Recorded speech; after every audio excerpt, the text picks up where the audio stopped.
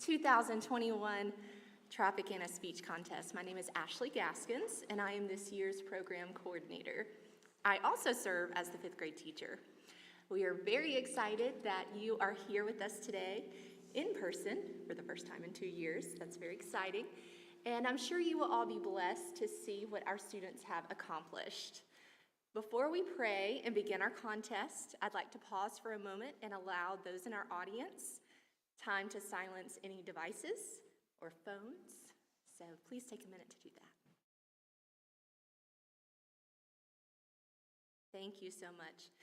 If you would, please bow your heads with me while I pray. Heavenly Father, thank you for today and for allowing us to come together for this special event.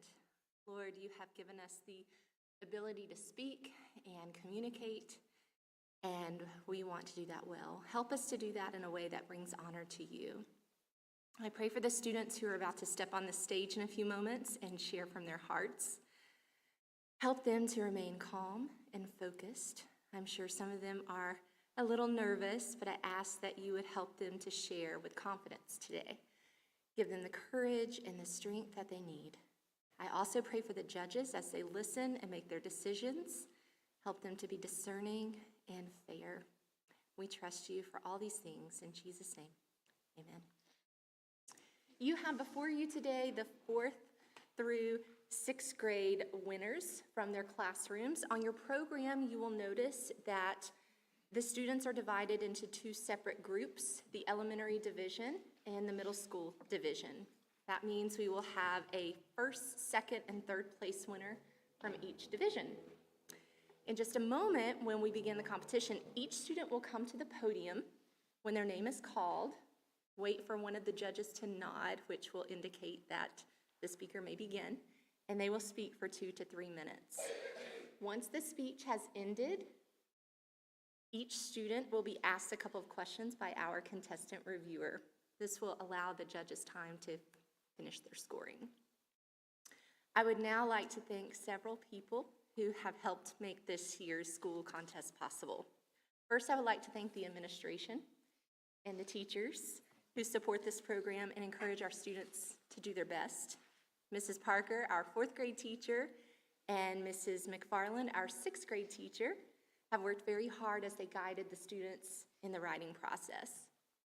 Next, I would like to thank our student helpers, our greeters, Daniel Ashu and Lily Fu, our contestant reviewer, Shane Poehler, and our timekeeper assistant, Lindsay Freeland.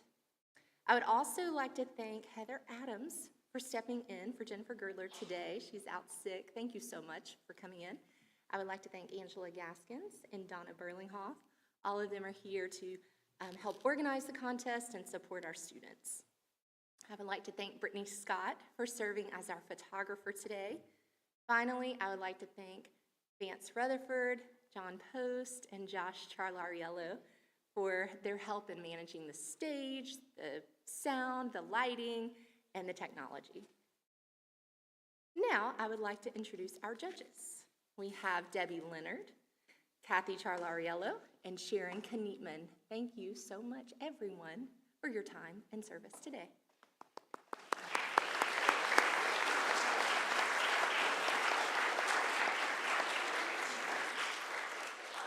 And now I would like to turn the program over to Shane Poehler, who will introduce our first speaker.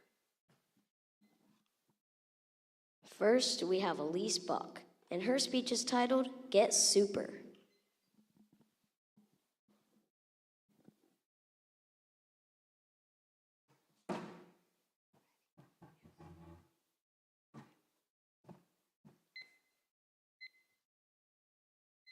Did you know that if you had super strength, you would destroy anything you touched? Or if you could turn invisible, your body and everything in it would no longer be present in time and space, and you'd cease to exist? Or if you had superhuman speed, the friction would cause you to burst into flames? We've all wanted to have superpowers at a point, but the truth is, you do, and you're using them right now. Get ready as I expose the history of beloved superheroes and reveal the powers that you have yourself. And after we're through, you'll be a hero yourself. Here's a question. Where do you think superheroes came from? Well, chances are you thought something like the comics or Stan Lee, but the correct answer is actually ancient Greece. Many superheroes were based off of the Greek gods. For example, Athena was a warrior of strength and wisdom, just like Wonder Woman. Both Poseidon and Aquaman could command all the fish of the sea. But we need to travel way out of that era and into the latter half of the 20th century to truly understand where our heroes went next, the comics. It was those good old days when you could get a quality comic for 5 cents, but these days, you can't get one as cheap as $5. Comics aren't as popular either. Kids today are now glued to the TV screens, where we make our final time stop, the movies. Superhero movies have humor, special effects, and tons of action. Every hero we've ever invented in society has at least one superpower. That's what makes them super after all. But did you know that you have them as well? And would you believe that you have X-ray vision? Well, I can show you with a fun little experiment. Look at my head, then close one of your eyes. Next, hold up your thumb, positioning it so that you can no longer see my head. Now, open your closed eye. You can see my head again, right? Well, isn't it cool how you're looking through your own thumb? X-ray vision is cool, but what about the strength of 10 grown men, or the speed of a marathon runner? You can actually access this power, but only under rare circumstances. Have you ever heard the story of a mother lifting up a car to save her baby trapped underneath? It might sound impossible, but it's not. Humans are capable of extreme speed and super strength when it comes to saving a life, keeping someone out of danger, or even getting to that super important job interview one time. Today we talked about the history of superheroes and the powers that you have yourself. And now that you have the smarts and skills to be a real superhero, I think you're ready for anything that comes your way.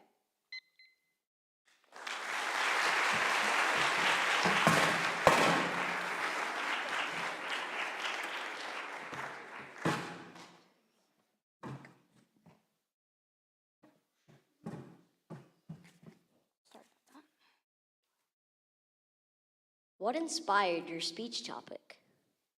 My speech topic was inspired by a science TV show called Brainchild on Netflix. In the TV show, they did a lot of experiments to show real superpowers, and it interested me, so much that I decided to do my speech on it. If you could have any superpower, what would it be and why? If I could have any superpower, it would have to be shape-shifting, because then I could morph into a ladder and help people reach the top shelf. I could become a cheetah and win all the foot races at school, or I could just become a banana for the laughs.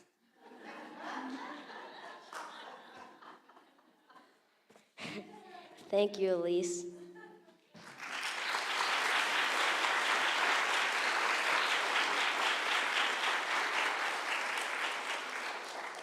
Next, we have Noah Correa.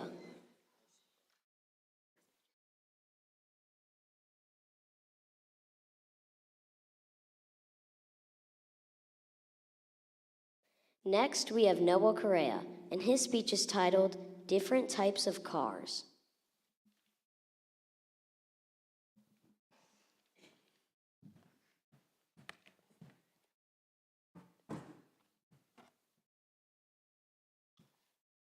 Why are there so many different types of cars, such as fast cars, comfortable cars, and expensive cars? Well, if you thought I'd be talking about that today, bingo. I like to call myself a car expert. I am a car expert because I love to look at different car specs and state the cars on the road. My goal after this speech is to inform you more than you know. The first category is fast cars. I love them and I hope you do too. My favorite fast car is a Pagani. A Pagani has a V14 engine, 5.9 liter, and 9,000 RPM. This next car is very well known, a Lamborghini. There are many types or models, but I will be talking about the Huracan. A Huracan has a 5.2 liter engine, V10, and 8,000 RPM. And a Ferrari has a 4.5 liter engine, V8, and 9,500 RPM. My second category of cars is comfortable cars. These are more safe and affordable. First is a Tesla, and you probably know this car, but what you didn't know is that you could live in one. No way. Yes way. The second car is a Porsche. This nice car has leather seats and a great structure. The third car is an Audi. An Audi is a comfortable car that I see the most on the road. It has nice golden, tan, and red seats and tons of warmers. The last category of cars is expensive cars. Now, some of us know that cars vary in price, but these are extremely expensive. The first car is a Bugatti. This car is priced at an astonishing bum-ba-da-bum, $3.4 million. This car is made about 10% of 24K gold. This next car is a Rolls Royce. This car is priced at $2.8 million. You're joking, right? Nope. The last car is a Bentley. This car is estimated to about $800,000. As you can see, I love cars. I hope you know about cars and you know. And one day I hope for my own Ferrari dealership. Just think about it, NF's dealership.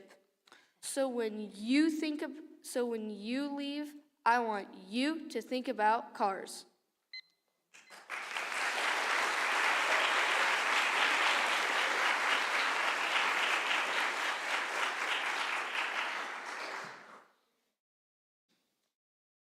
What does NF dealership mean?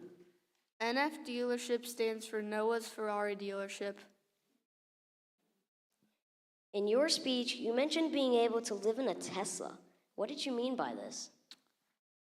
I kind of exaggerated, but you could probably live in a Tesla because it has so many home features that you would feel very comfortable and maybe even more comfortable in your real home. Thank you, Noah.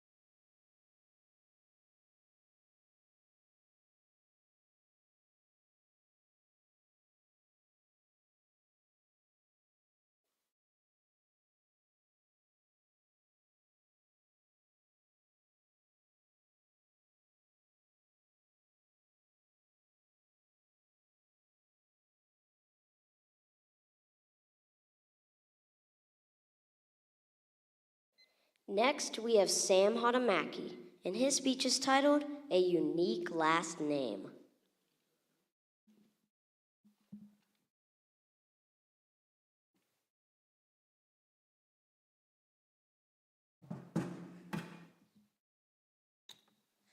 Do you have a unique last name? I do. If you do, you know there are upsides and downsides. My last name it's really unique. My last name is Hatamaki. The name Hatamaki is Finnish. That means it is from Finland.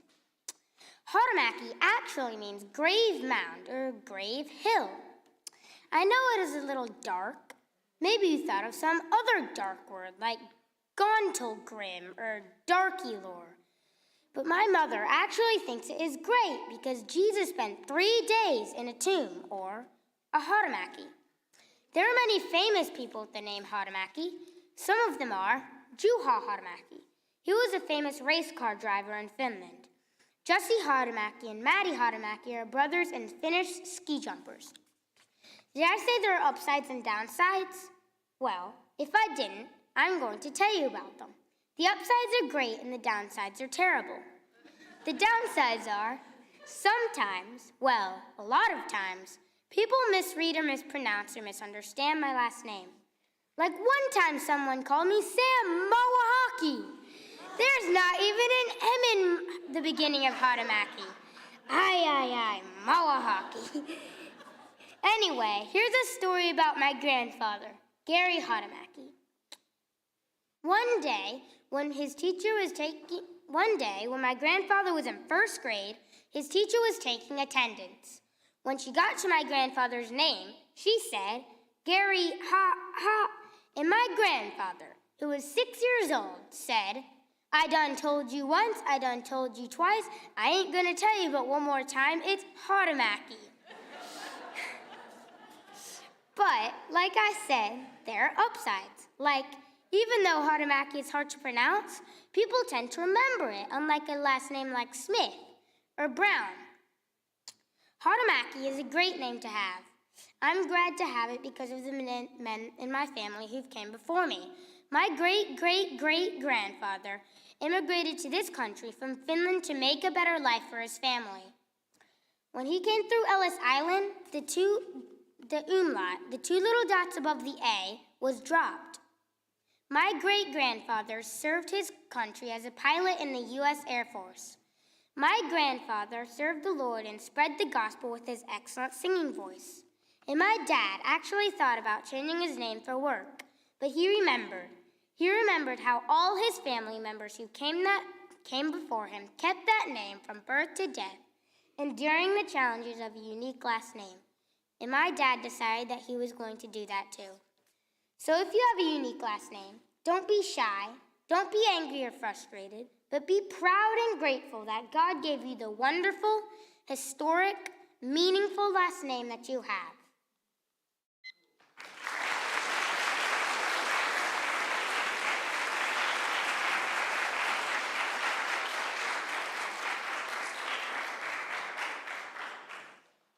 So, Sam, when introducing yourself to new people, do you have a phrase or a trick for people to remember how to pronounce your last name? Actually, I do. If somebody came up to me and asked me, how do you pronounce your last name? I would tell them, remember Haramaki or hot macaroni.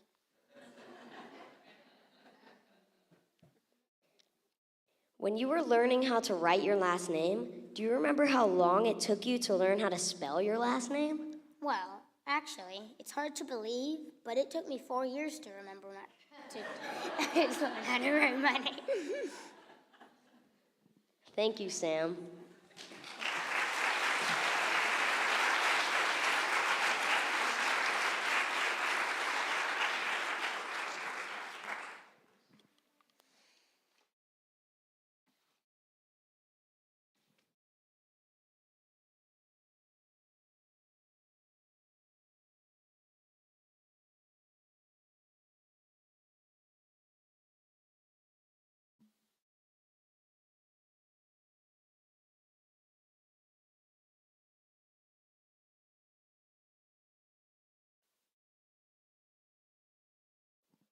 Next, we have Braden Gernhardt, and his speech is titled, Dude Perfect.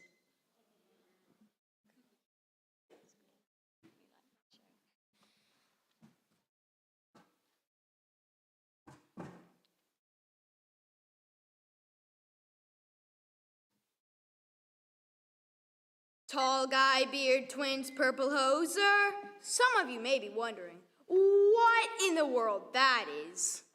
Welcome to Dude Perfect. Dude Perfect is a group of 5 Christian best friends who have brought entertainment to billions of fans, young and old. In 2009, they started a YouTube channel focusing on comedy, sports, friendship, and healthy competition, all while keeping it clean and fun. Since their start, they've become one of the top YouTube channels of all time. They also have given back to the community through Compassion International. The 5 guys of the group are Cody, tall guy, Tyler, beard, Corey and Kobe, twins, and Garrett, purple hoser, a guy who likes purple. Dude Perfect makes many different types of videos, usually occurring every couple of weeks. I'm always looking forward to seeing what they'll do next. Let me tell you about some of them. The first one is trick shots. What's a trick shot? It's unbelievable sports tricks that result in impossible outcomes, like trying to make a basket, shooting from outside the court, then from the top of a building, and possibly even from a helicopter. Let's move on to overtime. My favorite overtime videos are Cool Not Cool, Wheel Unfortunate, and Top 10. Cool Not Cool is basically a show and tell for the group, presenting clever items they found and then rating them, cool or not cool, while using obnoxious buzzers. Wheel Unfortunate is kind of like the Wheel of Fortune, only the prizes on the wheel are all very unfortunate, like getting your car towed, having to sleep in a bed made of sand, or eating a popsicle made of ketchup. The last overtime video I really enjoy is Top 10. Tyler takes things like cereal, candy, or movies, and the guys argue, and sometimes wholeheartedly disagree on which are worthy to make the top 10. The final groups of videos are called stereotypes. These are dramatized scenarios with the guys dressed in funny costumes, acting out different stereotypes, like grocery store stereotypes, beach stereotypes, and quarantine stereotypes. If I'm honest, the thing that impresses me most about Dude Perfect is that they truly have so much fun together that it's contagious to not only me, but to 13 billion others. Now, before I go into overtime myself, let me leave you with some final parting words. Pound it, noggin, see ya!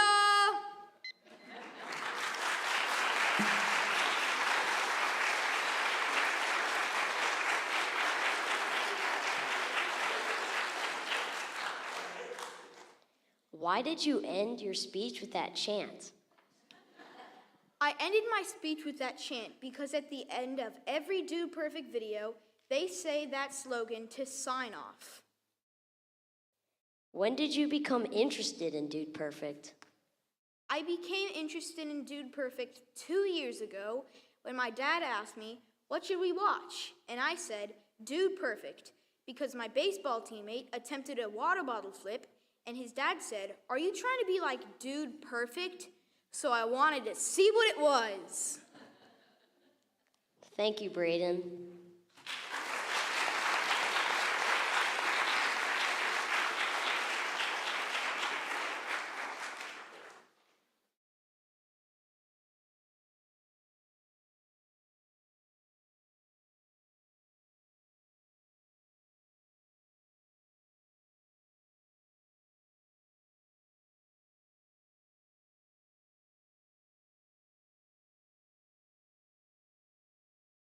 Next, we have Brock Hollister, and his speech is titled Soccer and How to Win.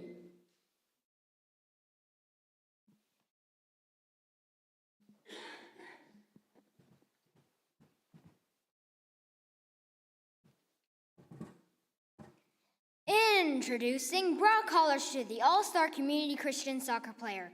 Have you ever scored a goal in soccer? If not, I'm your guy. I'll tell you how to win a soccer game, and after this, you'll be a soccer elite. First, the most basic step to soccer is dribbling. Dribbling in soccer is pretty easy. All you have to do is kick the ball not too far in front of you and repeat that over and over.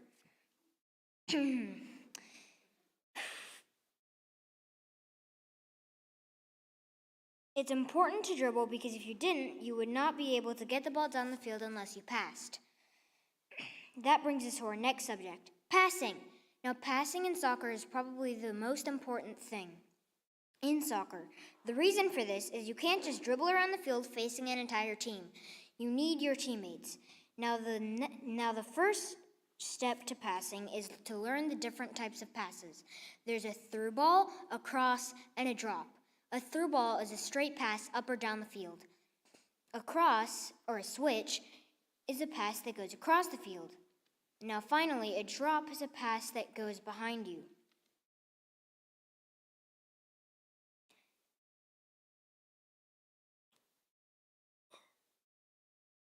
Now you need to know how to get a point. This brings us to our final point of soccer and how to win. Scoring. Now to score, you use everything you know. You should learn the positions too. It helps with the scoring. Okay, so there's an attack and defense. Usually the attack is the one to go upfield and score, but if you're defense, if you receive the ball and either kick it out of bounds or kick it upfield. Now you're probably wondering, How do you score in the first place? Well, there are nets that you kick the ball onto. If the goalie, the one who defends the goal, picks the ball up from the opponent kicking the ball into the goal, they can punt it upfield. But if the kicker misses, the goalie can only kick it as a goal kick. Now, I hope you learned a lot about soccer and how to win. Oh, I need to move. I have a soccer tournament to go to.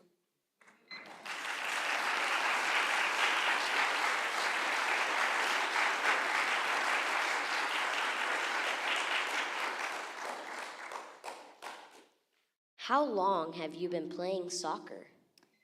I started playing soccer when I was 4 years old and took a year's break to play baseball and some football. What is your favorite thing about soccer? My favorite thing about soccer is offense, because you get more action upfield and have a higher chance of scoring a hat trick, which is 3 points in one day. Thank you, Brock.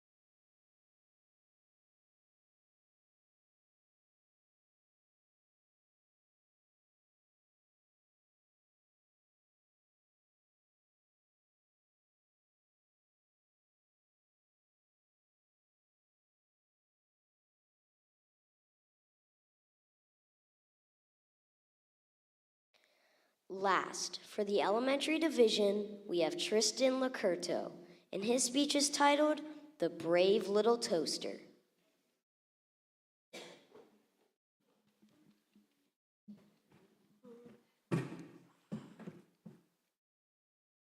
I want to tell you about one of my all-time favorite movies. I first watched this movie when I was 2 years old. I loved it then and I loved it now. And what is it called, you ask? The Brave Little Toaster. It is a fun, kid-friendly movie for the whole family. But is that really true? Spoiler alert, it is true, and here is why. The Brave Little Toaster is a great movie, but here are some facts you should know. It is a musical based on a book by Thomas M. Dish. It was released in 1987, and it won a Parents' Choice Award winner that following year. It's loved around the world and was made in 25 different languages. It is about 5 household appliances that feel like they've been dumped by their master, who was a little boy when they last saw him, but who has mysteriously disappeared. The brave little toaster rounds up his friends, the other appliances. Kirby the vacuum, he's pretty grumpy. Lampy the lamp, he's very bright. Radio, who's a bit of a loudmouth. And Blanky the baby, the heating blanket, who's always crying. They set off for the big city in search of their master. They sing their way through many dangerous adventures together. And they finally make it all the way into the city by working together and not quitting when it gets hard. And with a lot of luck and the help of some friends, they finally make it to their master, who's all grown up and ready to go on his own. And what does he need to live on his own? His trusty old appliances from when he was a little boy. I love this movie because it's funny and it makes me laugh every time, and it teaches us how to be brave and how to never quit when it gets hard.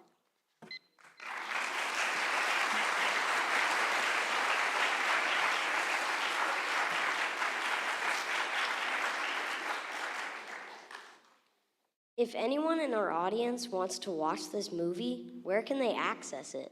The Brave Little Toaster can be accessed on YouTube or DVD or other streaming services. And also it can be, and the DVD can also be found on the Leon County Library, in case you were wondering. What is your favorite part of this movie and why? My favorite part of the Brave Little Toaster is the junkyard scene, which is where the Worthless song comes in. Worthless song. Thank you, Tristan.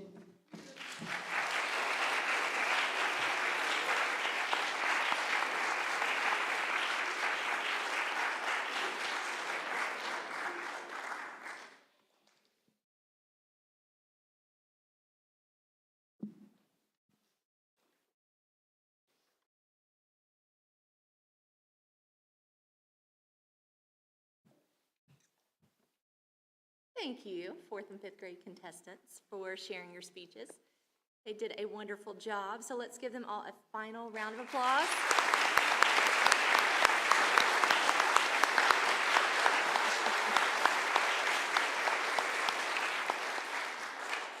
You will notice on your program that we will have an intermission at this time while the judges confer. They will meet together for around 10 minutes, and then I will call you all back to your seats. We will then listen to the middle school students, take another brief intermission, and conclude with our awards ceremony. If anyone needs the restrooms, they are located downstairs at the bottom of the stairwell. Students who are in 3rd through 6th grade, please do not leave your seats without your teacher's permission. At this time, my judges will exit the auditorium, and my student speakers are allowed to go to their parents in the audience. Thank you.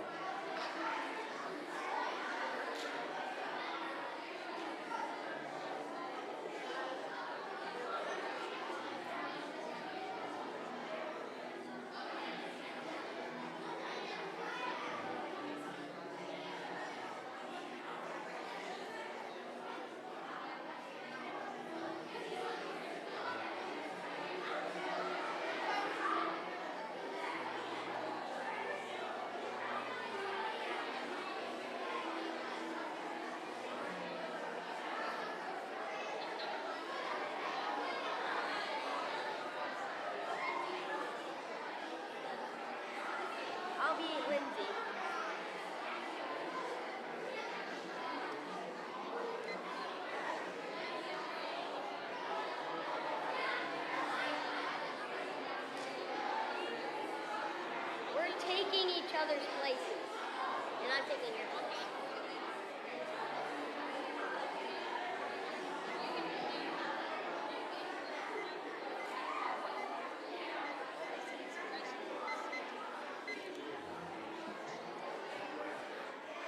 Watch this. Just add so much time. They went a little over the time. Where's Lindsay? Where's Lindsay? Lindsay!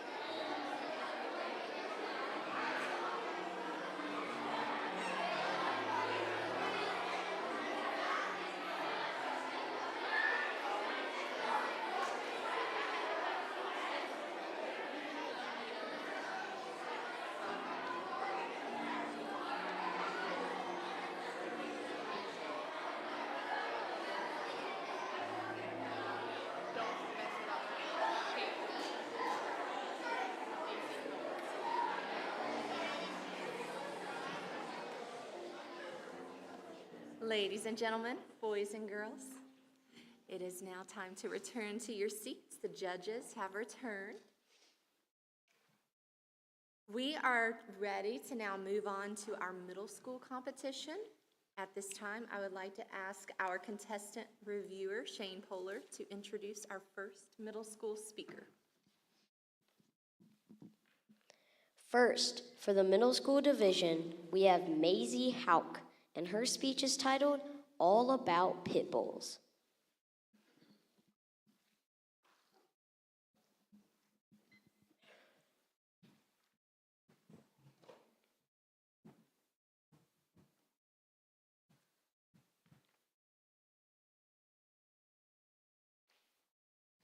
Are you looking for a dog that's big and strong, but also very sweet at the same time? Then look no further. Today, I'm hoping to convince you to get a pit bull. I will tell you about pit bulls helping law enforcement, pit bulls as a great family pet, and the idea of pit bulls being mean. After all of this information, I'm pretty sure you'll want a pit bull. The first thing you want to know about pit bulls is that they're used to help law enforcement. Pit bulls are very strong, smart, and protective, which makes them great for helping law enforcement. Pit bulls can sniff out bombs, climb, jump, and run very fast. So if you're looking for a smart dog, I definitely recommend getting a pit bull. The second thing is pit bulls are also a loving and a great family pet. In fact, I have a dog named Tigger, and he is a very big and strong dog. If you've met Tigger though, and I know a few of you have, you would agree with me that he is the sweetest dog in the world, which leads me to my story. So we had taken a DNA test for Tigger and expected for him to be at least halfway pit bull. We got the test results back and we were wrong. There was no pit bull in him whatsoever. In fact, he was 61% chow chow. And if you know anything about chow chows, they're kind of mean. So therefore we disagree because we know that Tigger is not mean at all. In fact, he would cuddle with you for hours if you let him.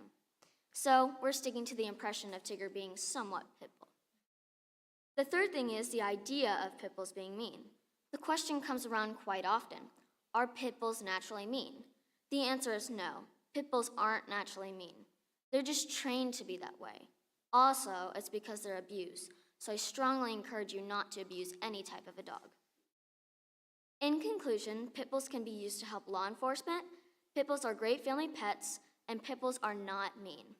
I hope that now I've convinced you to get a pit bull. Well, what are you waiting for? Get the keys, get in the car, we're going to the adoption center.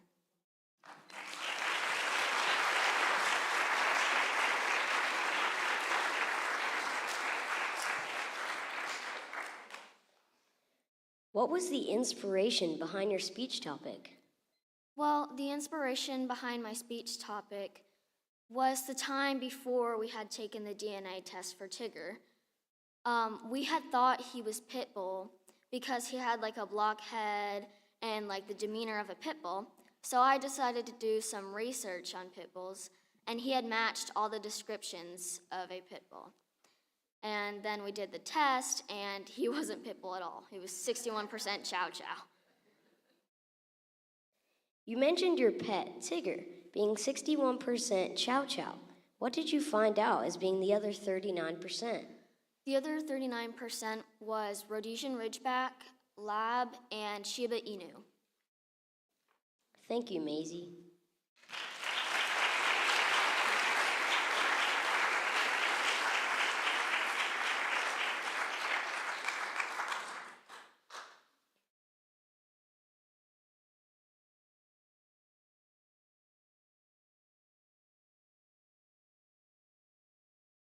Next, we have Lincoln Eisenberg, and his speech is titled, Color.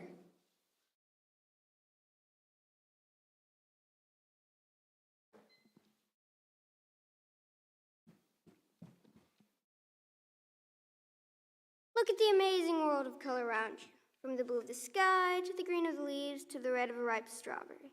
Isn't color amazing? Well, I'd like to tell you a little bit about the vast world of color in these 3 points. How color appears, some of the different colors, and color in art. Well, let's go ahead and get started.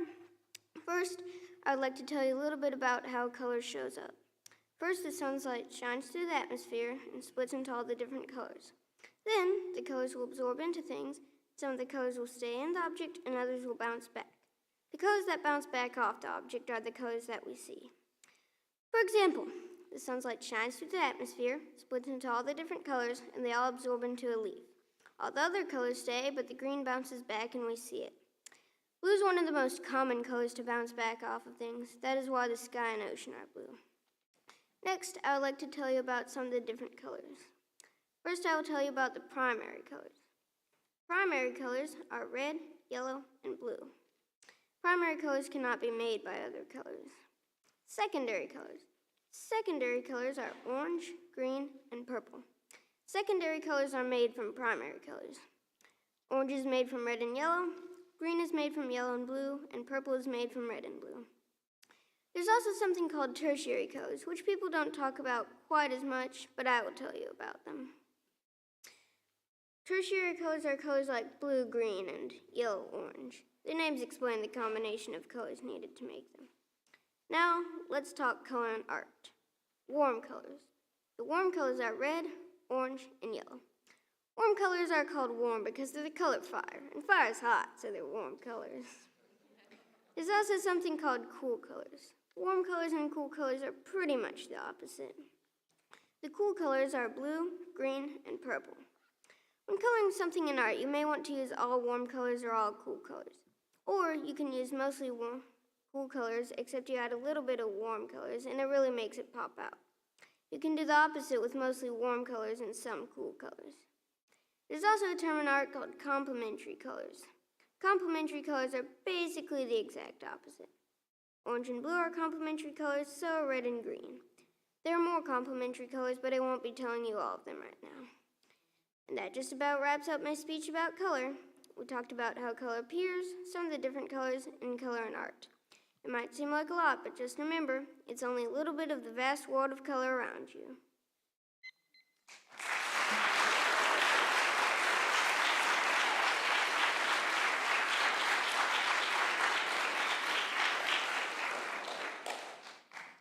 What is your favorite color?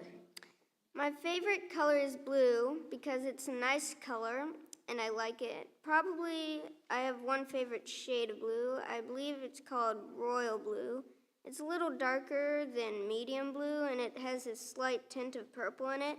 I think that's why it's called royal blue. Do you enjoy creating art as a hobby? Yes, I do. Art is both a fun and productive pastime. I actually take the art elective here.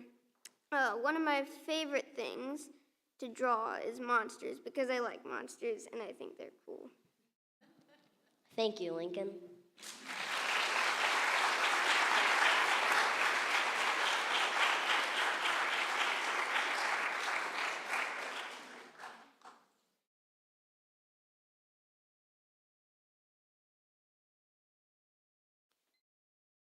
Next, we have Lauren Wolfkill, and her speech is titled, Why You Should Recycle.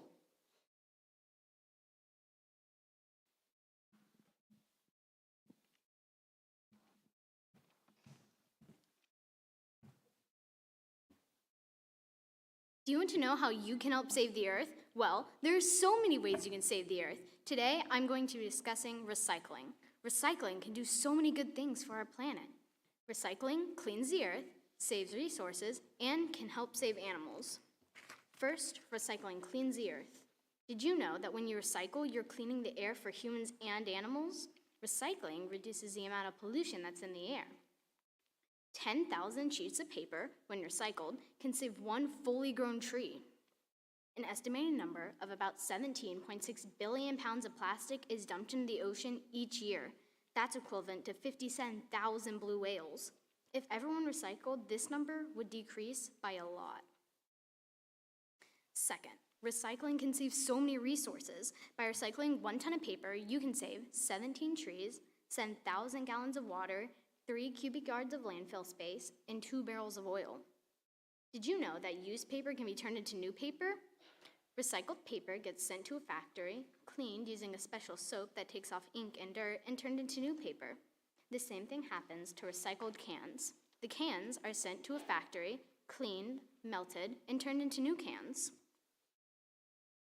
Lastly, recycling can help save so many animals. By recycling, you're saving animals' habitats. Recycling not only helps the habitats to stay clean, but it reduces the amount of trash so that people won't have to destroy their habitats to make more landfills. You can also make the water cleaner for animals by recycling. Over 800 tons of derelict nets have been taken out of the ocean since 2012. Recycling can also make habitats for animals. You know that old piece of scrap wood just lying around? Well, instead of leaving it to rot, you could turn it into a birdhouse. As you can see, recycling cleans the earth, saves resources, and can help save animals. But this is only a small piece of what recycling can do for our planet. So why are you just sitting around? Go recycle those old papers in the back of your binders and the old jars hidden in your fridge. Go do your part to save the earth.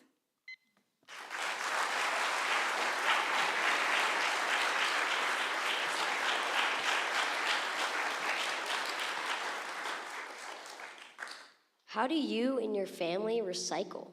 My family takes cans, papers, jars, pretty much anything that can be recycled, and puts it in bins. And when we go to throw away our trash, we take the things that can be recycled and we dispose of it properly. We also try to buy used stuff so that we won't let good things go to waste. How did you become interested in recycling? My mom loves the environment and like all of its animals, and so she taught me to like take care of the planet.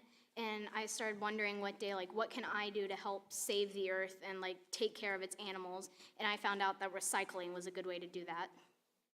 Thank you, Lauren.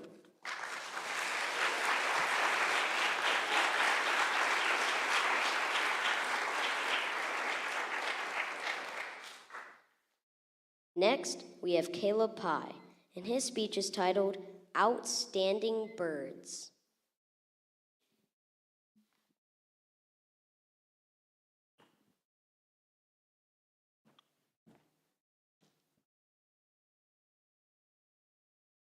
Usually, when you hear the name bald eagle, cardinal, or crow, you think, okay, so I know that bird. But do you really? I've been studying birds for 3 years, and I've learned that so many people don't really know much about these birds. Today, I'll tell you some amazing facts you never knew about the bald eagle, cardinal, and crow. First, let's get one thing straight. The bald eagle isn't bald. Why then call it a bald eagle, you may ask? Well, the word bald comes from the English word balde, which means white. Therefore, the bald eagle's name literally means white-headed eagle. However, bald eagles don't get their distinct white feathers on their head till they're 4 through 6 years old. Another interesting fact is that bald eagles dive at 100 miles per hour using their 70 through 90-inch wingspan. That's faster than a cheetah. Lastly, the bald eagle was named the national bird of the United States in 1782. However, did you know the cardinal is the state bird of a whopping 7 states? This makes it the state bird of the most states in America. Cardinals were named after Catholic bishops, which created many superstitions about them. One superstition is that if you see a cardinal, an angel is nearby. That's just weird. Another fact about the cardinal is that when they grow up, they become extremely territorial. They are so territorial, in fact, that if they see their reflection in a window, they'll think it's a challenger and slam themselves into the window. Ouch, not the smartest bird.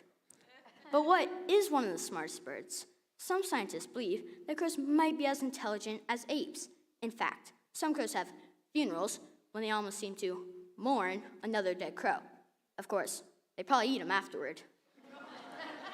Crows also have great memories. In one instance, researchers wearing masks caught and released crows into the wild from a college campus. Those crows not only remembered which face was a foe, but spread the word. When the researchers returned to campus, not only had the crows returned, but they had brought friends. The crows swooped at the scientists and caught alarms. Crows also displayed their smarts by making tools to fish bugs out of trees. Overall, we've learned that bald eagles aren't actually bald. Cardinals slam themselves into windows because they see their reflection as their challenger, and crows may just be as smart as apes. I hope you've enjoyed the speech and I've learned several new facts you never knew about the bald eagle, cardinal, and crow. I'll continue to study birds because I love them very much. Now go out there and be a bird nerd.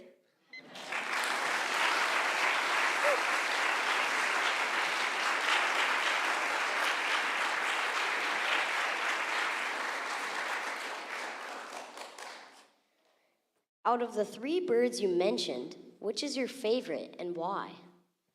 Out of the 3 birds in my speech, I chose the crow. I was surprised at how intelligent they are, and I feel that they aren't given as much credit as they deserve. Do you birdwatch for a hobby? I've birdwatched once or twice, but I usually look in the book when I spot a bird. But yeah, most of the time I'm just studying birds out of books. Thank you, Caleb.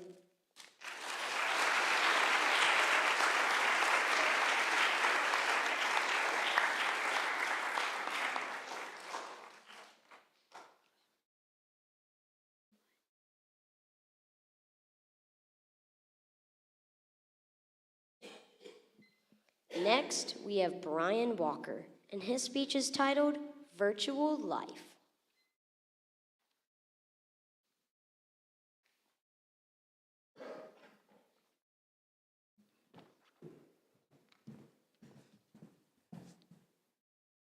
Hey Brian, you want to play some video games after school? Sure, see you in 30 minutes. Okay, but it's only 9:45. Oh, so you don't get out at 11, huh? Well, I guess I'll have to wait until 3 like everyone else. You should do virtual school. You would get to go on vacation, you'll have more breaks, and you have way less work. I'll tell you about it. Okay, but please make it less than 3 minutes because I have to get to school. Sure thing, I can do that. First off, let's start with the most exciting thing, vacation. You could go anytime you want. We went to several places, including the Smoky Mountains, Orlando, Pensacola, Panama City, St. George Island, and just think of the places you could go. And the best part is, my teacher never knew, and you can go anytime you want. Sounds fun, but don't I need my parents to drive me to go somewhere? Nah, just hop on a bus. It'll be fine. Okay, that's an interesting idea. Anyway, you also get way more breaks. We only had 3 45-minute meetings, and that was it. Plus, between each meeting, we had a 15 to 40-minute break, and they even gave us free lunch. Sounds cool, but I'm really about to rethink becoming your friend. Be quiet, I need to finish, stop interrupting. Yes, sir. Now, I've talked about everything but the work. Dun, dun, dun. There's literally less work a day there as we have here for homework. Also, there was no homework in virtual school. However, I did learn how to use a computer, a printer, and what college life was like, but that doesn't count as work. And by the way, the work was a breeze. Wow, that all sounds amazing, but what's the catch? Well, you don't learn much new. There's no one to talk to for an only child. You're stuck at home with your family each day for a year. The lunches weren't that good, and that was elementary, and this is middle school, so it would be way more work. Aw man, there's always a catch. I thought the vacations, breaks, and I do admit way less work would be easy. Real school sounds better, because it is. I wouldn't come back if I didn't like it. True. Goodbye, large crowd that is now in front of me.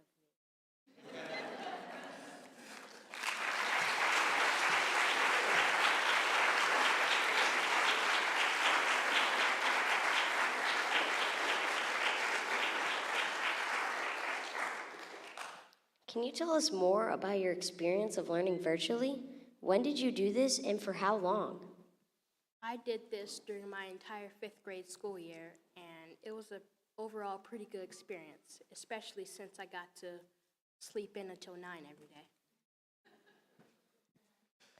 What did you find to be the most challenging part of learning from home? Probably the most challenging part was learning how to use all the programs. I had to memorize how to use about 10 programs every day. Thank you, Brian.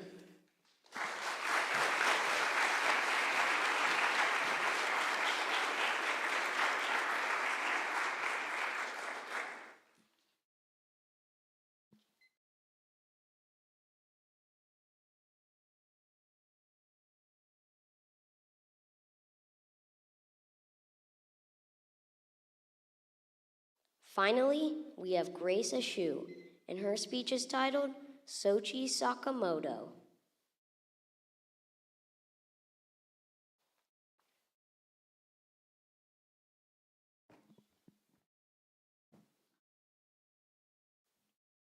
Would you believe me if I told you that a 6th grade science teacher who couldn't even swim became one of the greatest swim coaches in history? Well, this amazing swim coach's name was Sochi Sakamoto. Today I'm going to share with you 3 things about him. I'm going to tell you about his background, training methods, and students' achievements at the Olympics. My hope for you is that you will learn something that will inspire you to do something like Sochi Sakamoto. To begin with, Sochi was born on August 6, 1906, in Hawaii. In the 1930s, he taught 6th grade science at the Poon Yen School on Maui. One day, some school kids wanted to cool down in an irrigation ditch, so some of the other teachers asked Sochi if he could watch them. As he watched, he eliminated haphazard movement and marked off distances of 50 meters, 100 meters, and so on, and created a training method. From that day on, his mission was to train young Olympic swimmers. Next, even though Sochi couldn't swim, he had amazing training methods. One of these methods was making his students swim against the current in an irrigation ditch to strengthen their muscles. Another method he had was land drills. Sochi also created the 3-year swim club. This was a club with the goal of training young swimmers to become world-class swimmers in only 3 years. By 1939, only 2 years into his club experiment, Sochi had developed internationally recognized athletes who trained in irrigation ditches instead of pools. As you can see, you don't need to train in a pool to become an amazing swimmer. Finally, Sochi students had many achievements at the Olympics, but it took them a while to get there. Sochi tried to send some of his students to the Olympics in Tokyo, as well as the Olympics in London, but World War II canceled them both. Finally, in 1948, at the Olympics in London, Sochi was able to send some of his swimmers. Bill Smith, one of these swimmers, took gold in the 400-meter freestyle, as well as the 4x200-meter freestyle relay, and put Hawaii on the map. The 3-year swim club continued to produce amazing swimmers like Ford Kano, Yoshi Oyukawa, Bill Woosley, and Thelma Kalama. In conclusion, Sochi was an amazing swim coach and certainly earned himself a place in the International Swimming Hall of Fame. As you can see, Sochi was a great swim coach and a great teacher. Today I shared with you his background, training methods, and students' achievements at the Olympics. I really hope you were inspired by Sochi's life to do something for your community. Remember that you don't need to be good at something to do it. Sochi was a terrible swimmer, and he earned himself a place in the International Swimming Hall of Fame. Answer my question from earlier. Do you believe me now?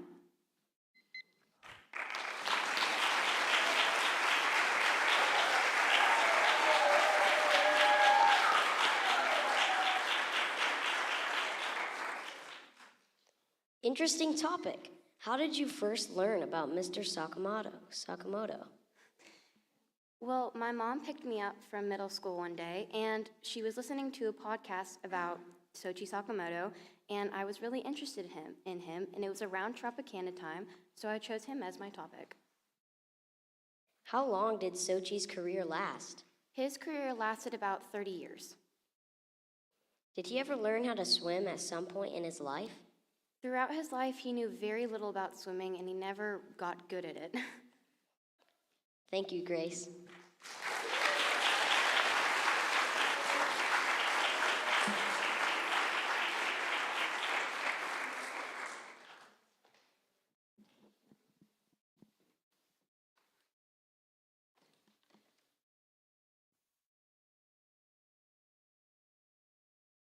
Thank you, 6th graders, for sharing your speeches.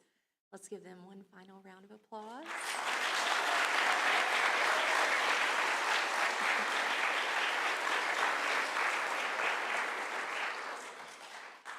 Our judges will now confer, so we will have our second intermission, and once they have made their decisions, I will call you all back to your seats, and we will conclude with the awards ceremony. Thank you.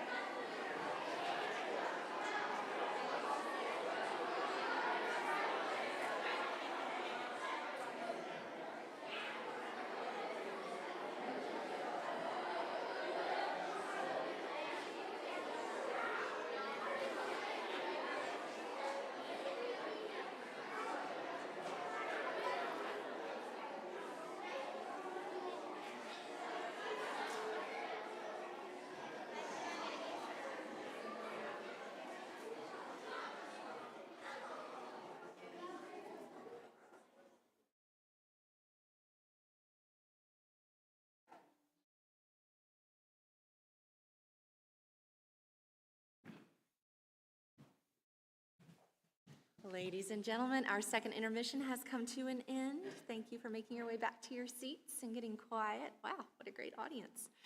So our judges have returned. They've made their final decisions, and we're going to move on to our awards presentation. Students, you guys all did a great job.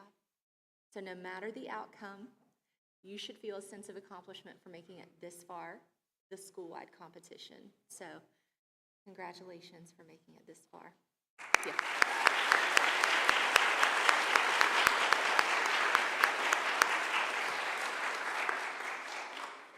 I am very proud of each one of you. So we're going to begin with the elementary awards. Once your name is called, you may come up. Shane will put a medallion around your neck, and then you can move over to this side of the stage so that we can get group photos at the end. Also, everyone who participated today has something on the stage, on this table with your name on it. So once we conclude the entire contest, you may come up and find that and take that with you. So let's go ahead with elementary winners. Our third place goes to Noah Correa.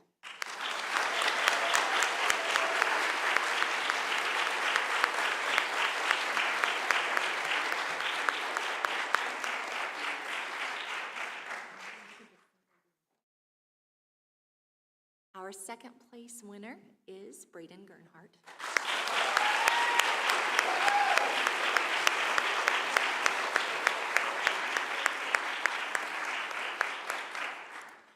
Our first place winner, who will be representing CCS in the county competition in January, is Sam Hodemaki.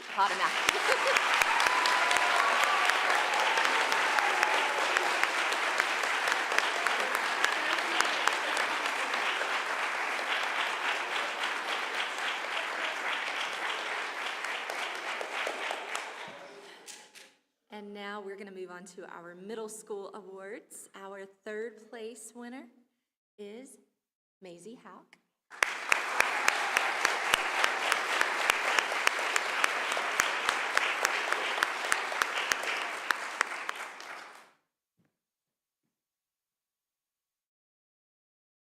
Our second place winner is Grace Ashew.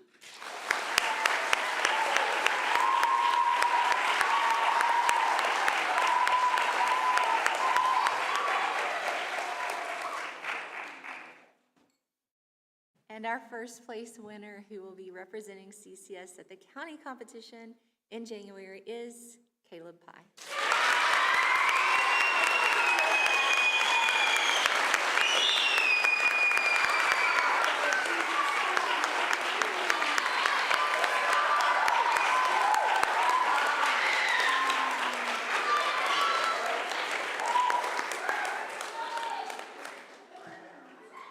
Congratulations to you guys, and thank you all for coming today. Like I said, speakers, if you did not place, there is something for you on the table, so please grab that before you leave.